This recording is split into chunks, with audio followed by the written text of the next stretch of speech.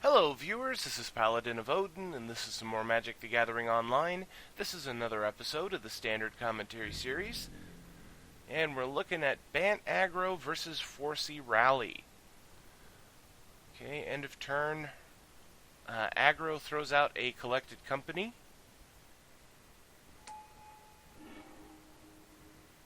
And gets a Bounding Grasses and a Sylvan Advocate.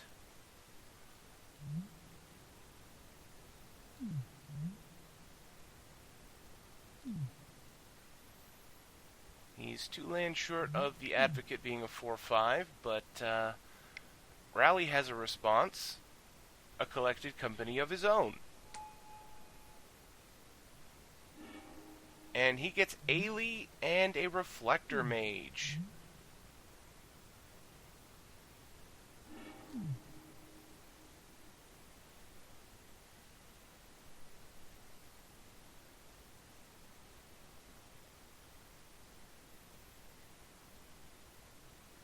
Just waiting on these triggers to resolve.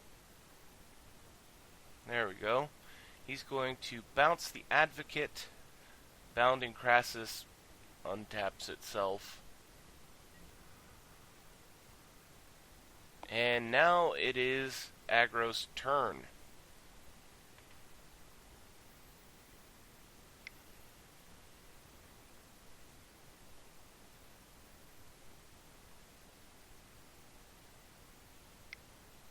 He could use a I was just about to say, he could use a Reflector Mage of his own. And he throws one down, bouncing Ailey. So, attacking Jace with the Bounding Crassus, Reflector Mage blocks and dies. And back to Rally. And there's his 5th mana, so 2, 3, 4, 5, 6 creatures in his graveyard. So if he has a Rally the Ancestors in his hand, he could play it right now and get all of his creatures back. Though it wouldn't be that great, considering he would only get 1 Zulaport Cutthroat. But at the same time, Grim Haruspex is in his graveyard, and so is Elvish Visionary, so he'd draw 1 card immediately, and then sacrificing all those creatures to Nantuko Husk, he'd draw more cards. So I think I'd risk it. Probably at the end of the Bant deck's turn or during combat.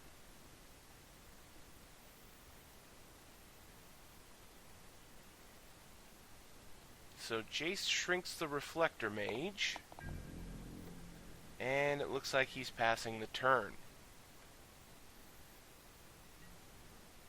So back to Bant.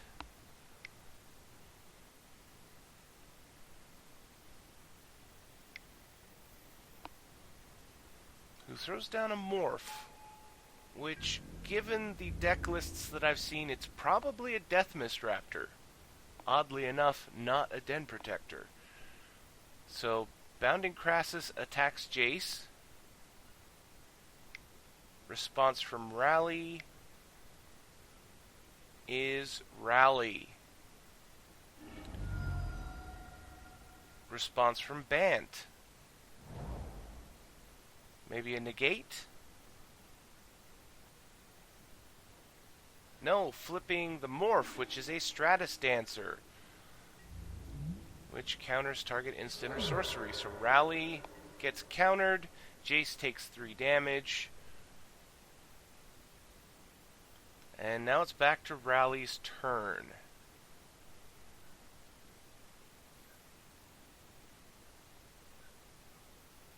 I have to say, not a whole lot he could do here that would be too helpful. Oh, he's going to flashback Rally. I guess, gets countered once. Let's fire it off again. And at least this way, he'll still get all the benefits that he would have last turn, minus saving Jace 3 counters. But now Jace is pretty much dead. Reflector Mage, Nissa, Elvish Visionary.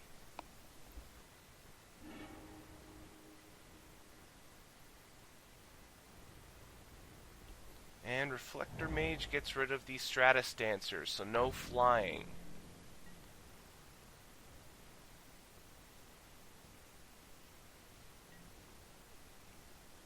And now he just has to worry about handling the Bant deck with his creatures until his next upkeep. Bant throws down a Morph, the Stratus Dancer, and no attacks from Bant. So here comes the Sacrifice Engine.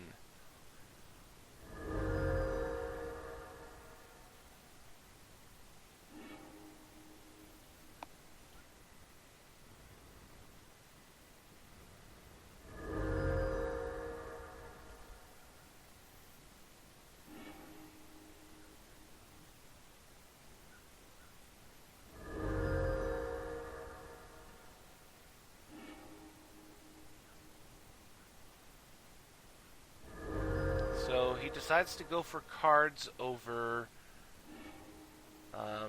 Zulaport Cutthroat. But now he's got 11 cards in his hand, and he's got all those creatures back in his graveyard, so he can do it all again if he has another rally. But he throws down a Reflector Mage, probably going to bounce the Morph.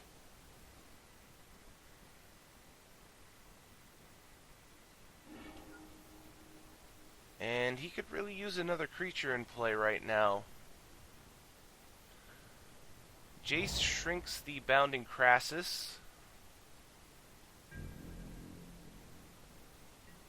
Wow. 9 cards left in his hand, 4 mana available, and he doesn't play anything. Catacomb Sifter.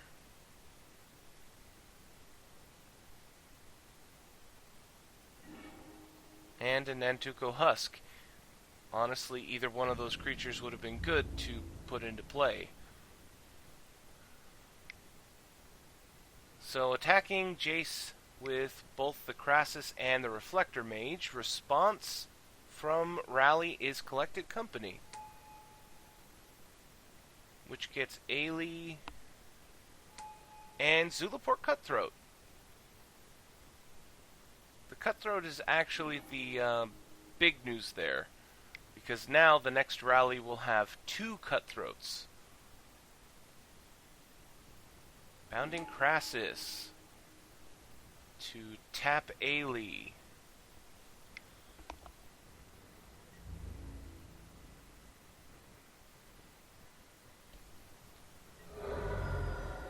I don't know why he blocked like that.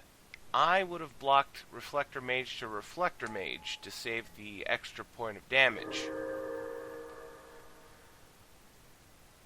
Bant throws down a Sylvan Advocate during second main phase and passes the turn. Goes over to Rally, he throws down an Elvish Visionary. 7 cards in hand, 5 mana available.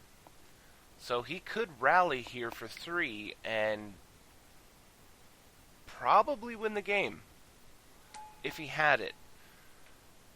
Follows up Visionary with a Liliana, Heretical Healer.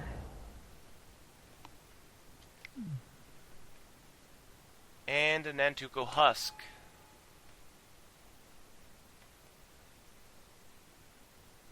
Yeah, I have to say, if he gets a rally, he's pretty much going to win this game. Uses Jace to shrink the Sylvan Advocate. The only way around that is if Bant counters it, which he can. We've seen him do it already. Whether it's with Stratus Dancer or Negate or... there are a couple of other counter spells that I can't think of. Mainly because counter control really isn't that popular right now. Ever since Oath came out, Things like Esper Control have taken a dive in popularity. So Liliana flips, spends X to bring back the Cutthroat. So now he's got 2 Cutthroats in play.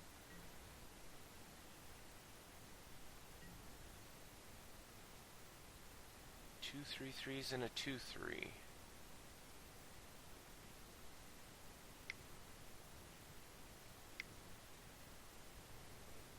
Throws down a Morph on Bant's side. Probably that Stratus Dancer, which has been getting kicked back to his hand almost every turn. And honestly, it's not really worth the attack here. He has the blockers to deal with you. Throws Ailey in front of the Crassus along with the Reflector Mage and Zombie. So he wants to kill off both of those bounding Crassus. And he does. So trades all around. Zombie lives. And he gets 4 triggers of Zulaport Cutthroat.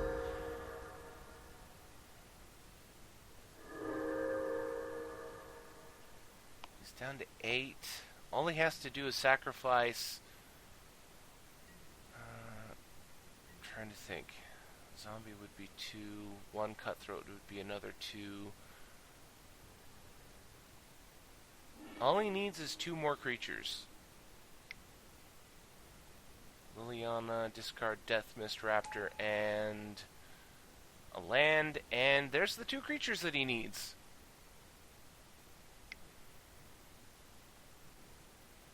Grim Haruspex to add insult to injury, and he concedes.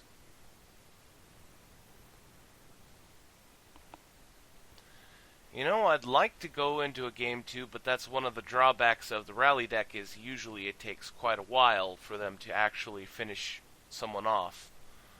But when they do, it's like that.